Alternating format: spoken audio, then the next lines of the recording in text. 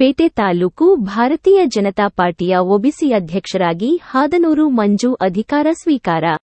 ಮೈತ್ರಿ ಅಭ್ಯರ್ಥಿ ಕುಮಾರಸ್ವಾಮಿ ಗೆಲುವನ್ನು ತಡೆಯಲು ಯಾರಿಂದಲೂ ಸಾಧ್ಯವಿಲ್ಲ. ನರಸಿಂಹಚಾರ್. ಕೃಷ್ಣರಾಜಪೇಟೆ ತಾಲೂಕು ಒಬಿಸಿ ಮೋರ್ಚಾ ಘಟಕದ ಅಧ್ಯಕ್ಷರಾಗಿ ಅಧಿಕಾರ ಸ್ವೀಕರಿಸಿದ ಹಾದನೂರು ಮಂಜು ಅವರಿಗೆ ಜಿಲ್ಲಾ ಒಬಿಸಿ ಘಟಕದ ಅಧ್ಯಕ್ಷ ನರಸಿಂಹಚಾರ್ ಪಕ್ಷದ ಧ್ವಜ ನೀಡಿ ಅಧಿಕಾರ ಹಸ್ತಾಂತರ ಮಾಡಿದರು.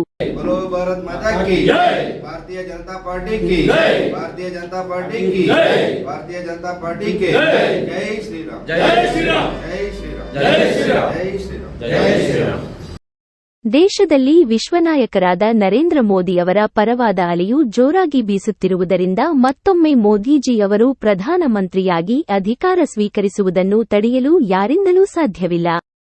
ಮಂಡ್ಯ ಲೋಕಸಭಾ ಕ್ಷೇತ್ರದಿಂದ ಮೈತ್ರಿ ಅಭ್ಯರ್ಥಿ ಎಚ್.ಡಿ.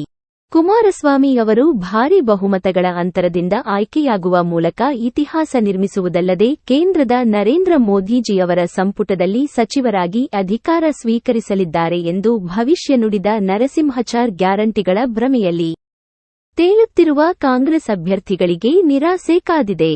ದೇಶದ ಭವಿಷ್ಯಕ್ಕಾಗಿ ರಾಜ್ಯದ ಜನತೆ ದೃಢವಾದ ನಿರ್ಧಾರವನ್ನು ಕೈಗೊಳ್ಳಲಿದ್ದು ಮೈತ್ರಿ ಅಭ್ಯರ್ಥಿಗಳು ಹೆಚ್ಚಿನ ಸ್ಥಾನಗಳಲ್ಲಿ ಜಯಭೇರಿ ಬಾರಿಸುವ ಮೂಲಕ ಮತ್ತೊಮ್ಮೆ ಮೋದಿ ಅಲೆಯು ರಾಜ್ಯದಲ್ಲಿ ಕಮಾಲ್ ಮಾಡಲಿದೆ ಎಂದು ನರಸಿಂಹಚಾರ್ ಹೇಳಿದರು.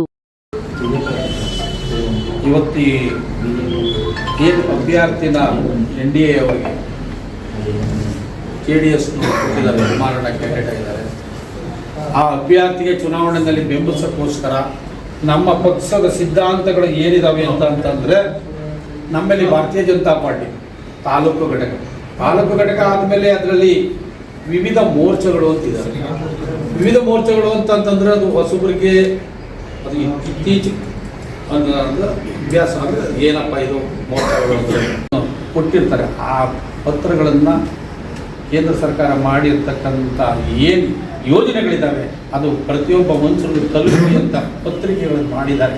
ಅದನ್ನು ತಲುಪಿಸೋದಕ್ಕೆ ಈ ಎಲ್ಲ ಮೋರ್ಚಾಗಳನ್ನು ಕರೆದು ಇವತ್ತು ತಾಲೂಕು ಘಟಕದ ಅಧ್ಯಕ್ಷರ ನೇತೃತ್ವದಲ್ಲಿ ಜಿಲ್ಲಾ ಘಟಕದಲ್ಲಿ ಯಾವುದೇ ಮೋರ್ಚಾ ಆಗಿರ್ಬೋದು. ಇವತ್ತು ನಿನ್ನೆ ಒಂದು ಸಭೆ ಮಾಡಿದ್ವಿ, ಇವತ್ತು OBCನ ಫಸ್ಟ್ ಮಾಡಿದ್ದೀವಿ. ಮತ್ತು ನಾಳೆ SC ಆಗ್ಬೋದು, ಯೂತ್ ಆಗ್ಬೋದು, ಮಹಿಳಾ ಮೋರ್ಚಾದವ್ರು ಆಗ್ಬೋದು, ರೈತ ಮೋರ್ಚಾ ಆಗ್ಬೋದು, ಎಲ್ಲರ ಸಭೆಗಳನ್ನು ಈ ಚುನಾವಣೆಯಲ್ಲಿ ಪ್ರತ್ಯೇಕವಾಗಿ ಕರೆದು ಈ ಕೇಂದ್ರ ಸರ್ಕಾರದ ಯೋಜನೆಗಳಿದ್ದಾವೆ. ಯೋಜನೆದ ಒಂದು ಪಟ್ಟಿನೇ ಇಲ್ಲಿದೆ, ಅದನ್ನು ತಲುಪಲಿ ಗ್ರಾಮೀಣ ಪ್ರದೇಶದ ಜನತೆಗೆ ಅಂತ ಹೇಳಿ ಈ ಮೋರ್ಚಾಗಳ ಎಲ್ಲವನ್ನು ವಿಚಾರ ಮುಡ್ಸೋಕ್ಕೋಸ್ಕರವೇ ತಮ್ಮನ್ನೆಲ್ಲರೂ ಕರೆದು ಪದಾಧಿಕಾರಿಗಳನ್ನು ಮಾಡಿ ಇವತ್ತು ಜವಾಬ್ದಾರಿ ಕೊಡ್ತಾ ಇದ್ದಾರೆ. ಆ ಜವಾಬ್ದಾರಿ ನಿರ್ವಹಿಸೋದಕ್ಕೆ ಎಲ್ಲ 58 ತಿಂಗಳು ಪೂರ್ಣಾವಧಿ 18 ಪಕ್ಷಗಳು ಕಟ್ಕೊಂಡು ಮಾಡಿದ್ರು ಈ ದೇಶ. ಅದನ್ನು ನನ್ನ ಕಾರ್ಯಕರ್ತರು ಮುಖೇನ ತಲುಪಲಿಲ್ಲ, ಆ ವಿಚಾರ ವಿನಿಮಯ ತಲುಪಲಿಲ್ಲ. ಆದ್ರಿಂದ ನಾನು ಸೋತಿದ್ದೆ. ಇವತ್ತು ಮೋದಿಯವರು ಇದು 2ನೇ ಬಾರಿ, ಇದು 3ನೇ ಬಾರಿನೂ ಜೈಗಾಲಿಸ್ತಾರೆ.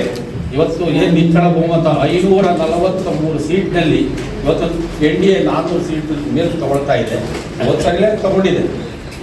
ಅದರಿಂದ ಈ ಸಾಲಿಂದಲೂ 3ನೇ ಅವಧಿಗೆ ಅವರು ಆಗಲಿ ಅಂತ ಹೇಳಿ ಅವರು ಏನು 9 ವರ್ಷ ಸಾಧನೆ ಮಾಡಿದ್ದಾರೆ ಅದನ್ನೊಂದು ಕರಪತ್ರ ಮಾಡಿದ್ದಾರೆ. ಆ ಕರಪತ್ರ ದಯವಿಟ್ಟು ಎಲ್ಲರೂ ನಾವು ನಮ್ಮ ಊರಿನಲ್ಲಿ ನಮ್ಮ ಬೂತ್ನಲ್ಲಿ ನಮ್ಮ ಊರಲ್ಲಿ ಮಂತಪ್ಪ ಕೊಡಿಸ್ಬೇಕು ಅಂತ ಹೇಳಿ ಈ ಸಂದರ್ಭದಲ್ಲಿ ತಾಲೂಕು ಒಬಿಸಿ ಮೋರ್ಚಾ ಅಧ್ಯಕ್ಷರಾಗಿ ಅಧಿಕಾರ ಸ್ವೀಕರಿಸಿದ ಹಾದನೂರು ಮಂಜು ಮಾತನಾಡಿ, ಪಕ್ಷದ ವರಿಷ್ಠರು ನನ್ನ ಮೇಲೆ ವಿಶ್ವಾಸವನ್ನಿಟ್ಟು ಜವಾಬ್ದಾರಿ ಸ್ಥಾನ ನೀಡಿದ್ದಾರೆ. ತಾಲೂಕಿನಲ್ಲಿ ಮೈತ್ರಿ ಅಭ್ಯರ್ಥಿಗೆ ಅತಿ ಹೆಚ್ಚಿನ ಮತಗಳನ್ನು ಕೊಡಿಸುವ ಮೂಲಕ ಭಾರೀ ಮತಗಳ ಅಂತರದಿಂದ ಕುಮಾರಣ್ಣನನ್ನು ಗೆಲ್ಲಿಸಿ ಅಹಿಂದ ಮತಗಳ ಶಕ್ತಿಯನ್ನು ತೋರಿಸುವುದಾಗಿ ತಿಳಿಸಿದರು.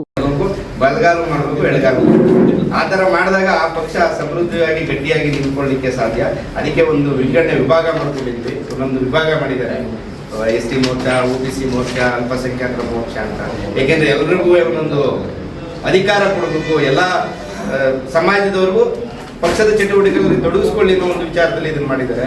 ಇವತ್ತು ನಮ್ಮ ನರೇಂದ್ರ ಮೋದಿಯವರು ನಮ್ಮ ಹಿಂದುಳಿದ ವರ್ಗಕ್ಕೆ ಒಂದು ದೊಡ್ಡ ಕೊಡುಗೆಯನ್ನು ಕೊಟ್ಟಿದ್ದಾರೆ. PM ವಿಶ್ವಕರ್ಮ ಯೋಜನೆ ಎಲ್ಲ ಒಂದು 18 ಕೆಲಸ ಮಾಡುವಂಥವ್ರು, ಅಲ್ಲಿ ಜಾತಿನ ತಗೊಬಂದಿಲ್ಲ, ಯಾರ್ಯಾರು ಏನೇನು ವೃತ್ತಿ ಮಾಡ್ತಾರೆ ಆ ವೃತ್ತಿಗೆ ಅನುಗುಣವಾದಂಥ ಒಂದು PM ವಿಶ್ವಕರ್ಮ ಯೋಜನೆ ಇಡೀ ನಮ್ಮ ಭಾರತ ದೇಶಕ್ಕೆ ದೊಡ್ಡ ಕೊಡುಗೆಯನ್ನು ಕೊಟ್ಟಿದ್ದಾರೆ. ಅದರಲ್ಲಿ ನಮ್ಮ OBC ಬಾಂಧವರು ಅದನ್ನ ಉಪಯೋಗಿಸ್ಕೋಬೇಕು. ಯಾಕೆಂದ್ರೆ ಕೆಲವರೆಲ್ಲ ಇನ್ನೂ ಅರ್ಜಿಗಳನ್ನ ಹಾಕಿಲ್ಲ, ಕೆಲವೆಲ್ಲ ಅರ್ಜಿ ಹಾಕೊಂಡು ಆ ಸವಲತ್ತುಗಳನ್ನೆಲ್ಲ ಪಡ್ಕೋಬೇಕು. ಮತ್ತೆ ನಮ್ಮ OBC ಕಾರ್ಯಕರ್ತರುಗಳು ಏನಿದ್ರಿ ಅದನ್ನ ಪಡ್ಕೊಳ್ಳಿಕ್ಕೆ ಆ ವಿಚಾರಗಳನ್ನ ಮನೆ ಮನೆಗೆ ನೀವು ತಲುಪಿಸ್ಬೇಕು. ಯಾವ್ಯಾವ ಕೆಲಸ ಮಾಡ್ತಾರೆ ಅಲ್ಲಿ ಯಾವುದೇ ಜಾತಿ ಆಗ್ಲಿ ಅಥವಾ ಇನ್ನೊಂದಾಗ್ಲಿ ಯಾವುದೇ ಪಂಗಡ ಆಗ್ಲಿ ಹಾಕಿಲ್ಲ. ಎಲ್ಲ ಮುಂದೆ ಬರುವ ಯುಗಾದಿ ಹಬ್ಬದ ಶುಭಾಶಯಗಳನ್ನ ತಮ್ಮೆಲ್ಲರಿಗೂ ತಿಳಿಸ್ತಾ ಇದ್ದೀನಿ. ಹಾಗೂ ಈ ಒಂದು ಕಾರ್ಯಕ್ರಮದಲ್ಲಿ ನನಗೆ ಇವತ್ತು ನಿಜವಾಗ್ಲೂ ಎಲ್ಲ ಒಂದು ಕಾರ್ಯಕ್ರಮವನ್ನು ಮಾಡ್ತಾ ಇದ್ವಿ. ಅದರೊಳಗೂ ವಿಶೇಷವಾಗಿ ನನಗೆ OBC ಇಷ್ಟೊಂದು ಜನ ನಿಜವಾಗ್ಲೂ ನನಗೆ ನಿರೀಕ್ಷೆನೇ ಏನೋ ಒಂದು 10-15 ಜನ ಸೇರ್ಬೋದೇನೋ, ನಾಳೆ ಹಬ್ಬ ಇದೆ ಅನ್ಕೊಂಡಿದೆ. ಆದರೂ ಇವತ್ತು OBC ಅವರು ಏನು ಅಂತ ತೋರಿಸ್ಕೊಟ್ಟಿದ್ದೀರಿ KRPೇಟೆ ತಾಲೂಕಿನಲ್ಲಿ. ನಿಜವಾಗ್ಲೂ ಮತ್ತೊಮ್ಮೆ ನಮ್ಮ OBC ಎಲ್ಲ ಪದಾಧಿಕಾರಿಗಳಿಗೆ ಎಲ್ಲ ಸಹಕಾರ ಕೊಟ್ಟು ನಮ್ಮೆಲ್ಲರಿಗೂ ಪ್ರಾಣವನ್ನು ತಿಳಿಸ್ತಾ, ಸ್ನೇಹಿತರೆ, ಈ ಒಂದು ಮುಂಬರುವ ಚುನಾವಣೆಯನ್ನ ಮನಸ್ಸಲ್ಲಿ ಇಟ್ಕೊಂಡು ನಾವೇನು OBC ಅವರು ಕೆಲಸವನ್ನು ಮಾಡಿದ್ರೆ ನೋಡಿ, OBC ಅಂದ್ರೆ ಈಗ ಬೆರೆಂಟ್ ಬಡಿ ಅಂದ್ರೆ ಬರೀ ಒಂದು ಜನರಲ್ ಆಗಿ ಬರುತ್ತೆ ಅಷ್ಟೇನೆ. ಅದೇ OBC ಅಂತ ತಗೊಂಡ್ರೆ ತುಂಬಾ ಜನಾಂಗ ಬರುತ್ತೆ. ಕಮ್ಮಿ ಅಂದ್ರೂ ನಮ್ಮ ತಾಲೂಕು ಮಟ್ಟ ತಗೊಂಡ್ರೆ ಒಂದು 10-15 ಜನಾಂಗ ಬರುತ್ತೆ. ನಿಜವಾಗ್ಲೂ ಆಲ್ರೆಡಿ ನಮ್ಗೆ ಏನು ಅನೌನ್ಸ್ ಆಗ್ತಿದೆ ಅಂದ್ರೆ ಕುಮಾರಣ್ಣ ಗೆದ್ದಾಗೋಯ್ತು ಅಂತ. ಕುಮಾರಣ್ಣ ಗೆದ್ದಾಗಿದ್ರೆ ಅದು ಲೀಡ್ ಕೊಡುವಂತ ಕೆಲಸ ನಾವು OBC ಅವ್ರು ಮಾಡ್ಬೇಕು. ಈಗ ಅದು OBC ಅವ್ರಿಗೆ ಅಂತ ಬರಬೇಕು. OBC ಅವರೆಲ್ಲ ಕೈ ಜೋಡಿಸಕ್ಕೆ ಇಷ್ಟೊಂದು ಲೀಡ್ ಬಂತು ಅಂತ ಹೇಳಿ ಆ ಒಂದು ಹೆಸರನ್ನ ತಗೋಬೇಕು. ಅದರಿಂದ ದಯಮಾಡಿ ನಾವೇನು ಇವತ್ತೆಲ್ಲ ಹೊಸದಾಗಿ ಪದಗ್ರಹಣ ಮಾಡಿದ್ರಿ, ಇವತ್ತಿಂದಲೇ ಕೆಲಸ ಸ್ಟಾರ್ಟ್ ಮಾಡಬೇಕು. ನಮ್ಮ ಬೂತ್ಗಳಲ್ಲಿ ಕೆಲಸ ಮಾಡಬೇಕು. ನಮ್ಮ ಅಕ್ಕಪಕ್ಕ ಮನೆಯವ್ರಿಗೆ ನಾವು ಜಾಸ್ತಿ ಇಡೀ ತಾಲೂಕು ಅಡ್ಡಾಡೋದ್ರಿಂದ ನಮಗೆ ಓಟ್ ಬರಲ್ಲ. ನಮ್ಮ ಬೂತ್ಗಳಲ್ಲಿ ನಮ್ಮ ಗ್ರಾಮದಲ್ಲಿ ನಮ್ಮ ಅಕ್ಕಪಕ್ಕ ಮನೆಗಳಲ್ಲಿ ನಾವು ಇಷ್ಟೊಂದು ನಾವು ಸರಿಪಡಿಸ್ಕೊಂಡ್ರೆ ಖಂಡಿತ ಹೆಚ್ಚಿನ ಸಂಖ್ಯೆಯಲ್ಲಿ ನಾವು ಮತಗಳನ್ನ ಕೊಡಿಸ್ಬೋದು. ಮತ್ತೆ ಆ ಜೊತೆಗೆ ನಾವು ಇದು ನರೇಂದ್ರ ಮೋದಿ ಅವ್ರನ್ನ ಹೆಸರು ಮುಂದೆ ಇಟ್ಕೊಂಡು ಅವ್ರು ಕೊಟ್ಟಂತ ಕೊಡುಗೆಗಳು, ಅವ್ರ ಉಜ್ವಲ ಇರ್ಬೋದು, ಉಜ್ವಲ ಯೋಜನೆ ಇರ್ಬೋದು, ಗ್ಯಾಸ್ದು, ಮತ್ತೆ ಜನ್ಧನ್ ಅಕೌಂಟ್ ಇರ್ಬೋದು, ರೈತರಿಗೆ 6,000 ದುಡ್ಡು ಹಾಕಂತದ್ದು ಇರ್ಬೋದು, 29 ರೂಪಾಯಿಗೆ ಅಕ್ಕಿ ಕೊಡುವಂಥದ್ದು ಇರ್ಬೋದು, ಕೊರೋನಾ ಟೈಮಲ್ಲಿ ಪ್ರಾಣವನ್ನು ಉಳಿಸ್ತಂತ ಎಲ್ಲ ಔಷಧಿನ ಫ್ರೀಯಾಗಿ ಉಚಿತವಾಗಿ ಕೊಟ್ಟಂತ ಇರ್ಬೋದು. ಇದೆಲ್ಲ ಹಾಲು ಉತ್ಪಾದಕರಿಗೆ ಸಹಾಯಧನ ಕೊಡುವಂತದ್ದು ಇರ್ಬೋದು. ಇದೆಲ್ಲ ನಾವು ಗಮನದಲ್ಲಿ ಇಟ್ಕೊಂಡು ನಾವು ನಿಜವಾಗ್ಲೂ ಜನರಿಗೆ ಅರ್ಥ ಮಾಡಿಸ್ಕೊಡೋದಾದ್ರೆ ಖಂಡಿತವಾಗಿ ನಾವು ಮುಂಬರುವ ಚುನಾವಣೆಯಲ್ಲಿ ಏನು ಇವತ್ತು ಕುಮಾರಸ್ವಾಮಿ ಅವರು ಅಭ್ಯರ್ಥಿಯಾಗಿದ್ದಾರೆ, ಮೈತ್ರಿ ಒಂದು ಕೂಟದಲ್ಲಿ ಇದ್ದಾರೆ, ಆ ಮೈತ್ರಿ ಧರ್ಮವನ್ನು ನಾವೆಲ್ಲ ಪಾಲಿಸಬೇಕು. ಯಾವುದೇ ಪಕ್ಷ ನಾನು ನೋಡ್ತೇನೆ, ನಾವು ನರೇಂದ್ರ ಮೋದಿ ಅವರಿಗೆ ನಾವು ಕೈ ಬಲಪಡಿಸಿದ್ರೆ ನಿಜವಾಗ್ಲೂ KRಪೇಟೆಯಿಂದ ನಾವೇನು ಹೆಚ್ಚಿನ ಒಂದು ಮತಗಳನ್ನು ಕೊಡ್ತೀವಿ. ಅದು ಜಿಲ್ಲೆಯಲ್ಲಿ ಶಾಸಕರಾಗಿದ್ದು ನಿಮ್ಮ ಹೌದು. ಆಮೇಲೆ ಇಷ್ಟೊಂದು ಬೆಳಿಬೇಕಂದ್ರೆ ನೋಡಿ, ನಮ್ಮ ನಾರಾಯಣಗೌಡ ಸುಧಾ ಬೇರೊಂದು ಪಕ್ಷಕ್ಕೆ ರಾಜೀನಾಮೆ ಕೊಟ್ಟು ಈ ಒಂದು ಭಾರತೀಯ ಜನತಾ ಪಾರ್ಟಿಗೆ ಟಿಕೆಟ್ ತಗೊಂಡ್ಬಂದು ಗೆದ್ದಂತ ಇತಿಹಾಸ ನಮ್ಮ ನಾರಾಯಣಗೌಡರಿಗೆ ಸೇರಬೇಕು. ಅದಕ್ಕೆ ಅವ್ರಿಗೂ ಸದಾ ಈ ಸಂದರ್ಭದಲ್ಲಿ ಯುಗಾದಿ ಶುಭಾಶಯನ ಹೇಳ್ತಾ ನಾವು ಅವರ ಹೆಸರನ್ನು ಉಳಿಸಬೇಕು, ನಾವು ತಾಲೂಕಿನ ಹೆಸರನ್ನು ಉಳಿಸಬೇಕು, ಮತ್ತು ಜಿಲ್ಲೆಯ ಹೆಸರನ್ನು ಉಳಿಸಬೇಕು.